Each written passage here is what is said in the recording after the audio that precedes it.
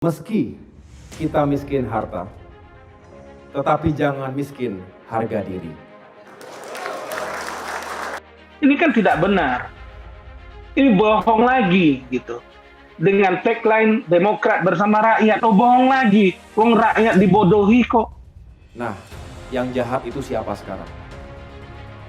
Kenapa seluruh elemen bangsa ya hanya diam?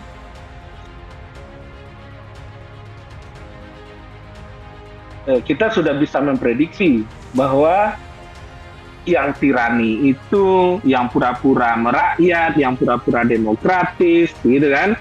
Seperti tagline di background saya ini. Nah, itu sudah ketahuan, sudah faktanya. Mau dibela sampai ke langit ketujuh pun, faktanya sudah begitu. Kita jadi speechless. Ternyata memang seburuk itu kejadian sesungguhnya.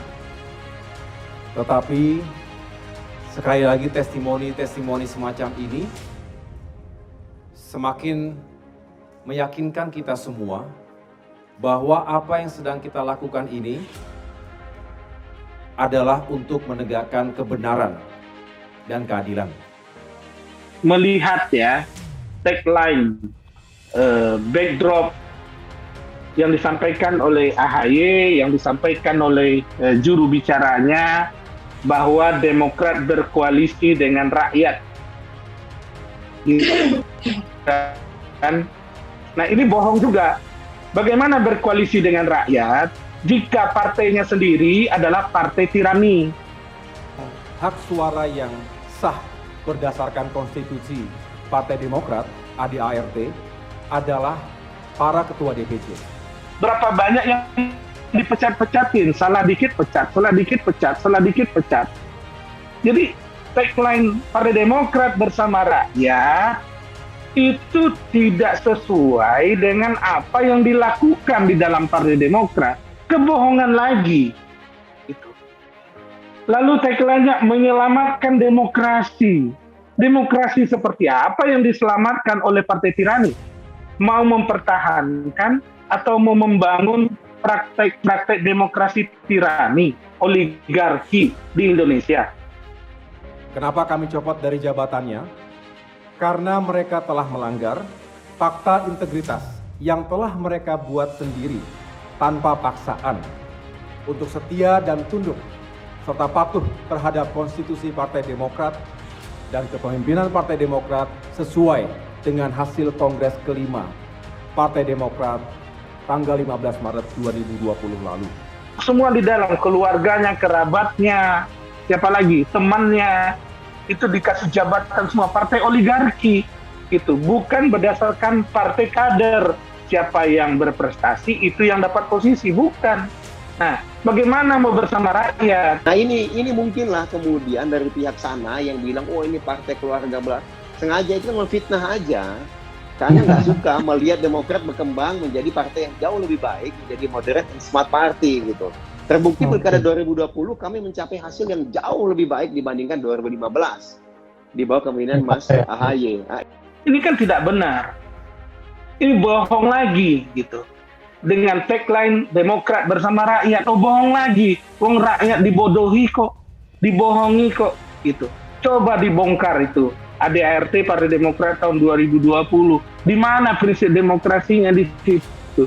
Di mana di situ melindungi rakyatnya? Jadi saling sinergi, karena bagaimanapun yang generasi lama itu punya pengalaman, punya kebijaksanaan yang tidak bisa beli ya, tidak bisa kita dapatkan. Dan anak muda ada yang semangatnya, ada akselerasinya, ada staminanya nih dan determinasinya. Seperti yang dikatakan Mas AHY, muda adalah kekuatan. Kenapa seluruh elemen bangsa ya hanya diam?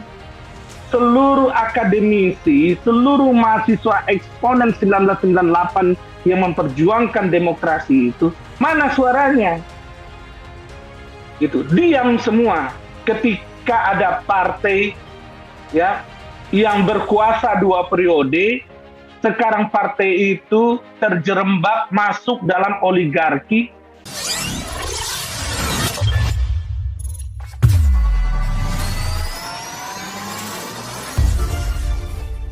Partai Demokrat di bawah kepengurusan Agus Harimurti Yudhoyono (AHY) memanas lagi, usai juru bicara Partai Demokrat hasil Kongres Luar Biasa KLB, Muhammad Rahmat menyebut kepemimpinan AHY disebut sudah demisioner alias tanpa kekuasaan.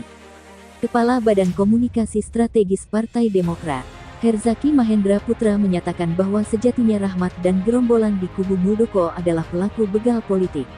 Rahmat dan gerombolan Muldoko pelaku begal politik pelaksana KLB ilegal ini silahkan bohong dan fitnah terus.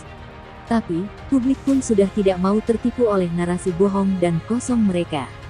Karena omongan Rahmat dan gerombolannya itu tong kosong nyaring bunyinya. Tidak ada bukti, tidak ada fakta, hanya kebohongan, ujar Herzaki.